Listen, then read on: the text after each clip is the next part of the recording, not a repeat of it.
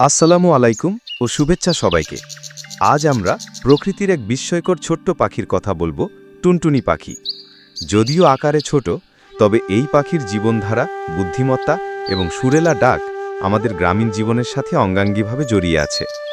এই আলোচনায় আমরা জানব এর শারীরিক বৈশিষ্ট্য, খাদ্যাভ্যাস, বাসা বানানোর কৌশল, প্রজনন, বিস্তৃতি এবং লোককথায় এর অবস্থান। টুনটুনি পাখি দৈর্ঘ্যে মাত্র 10 থেকে 13 সেন্টিমিটার। শরীর সবুজাভ বাদামি, বুকের দিক হালকা হলুদ বা সাদা। লম্বা চিকন লেজ, সরু ঠোঁট আর উজ্জ্বল চোখ এদের চিহ্নিত করে।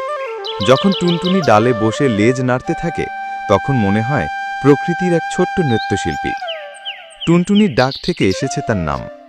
টুনটুন টুনটুন ধ্বনি গ্রামীণ পরিবেশকে সজীব করে তোলে। এই ডাক সাধারণত ভোরবেলা ও বিকেলের সময় বেশি শোনা যায়। এরা খুব সক্রিয় ও চঞ্চল, প্রায় সবসময় নড়াচড়া করতে থাকে। টুনটুনি পৃথিবীর অন্যতম দক্ষ বাসা নির্মাতা পাখি। পাতাকে সুঁই সুতোর মতো সেলাই করে ছোট থলির মতো বাসা বানায়।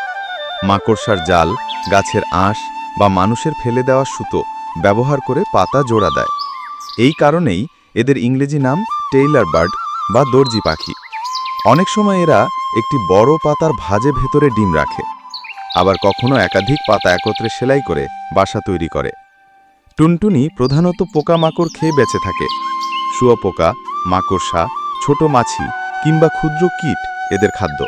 ফলে এরা কৃষকদের জন্য উপকারী, কারণ ধানক্ষেত বা বাগানের ক্ষতিকর পোকা খেয়ে ফসল রক্ষা করে।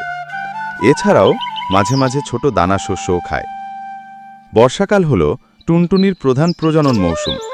স্ত্রী পাখি সাধারণত 2 থেকে 4টি ডিম পাড়ে।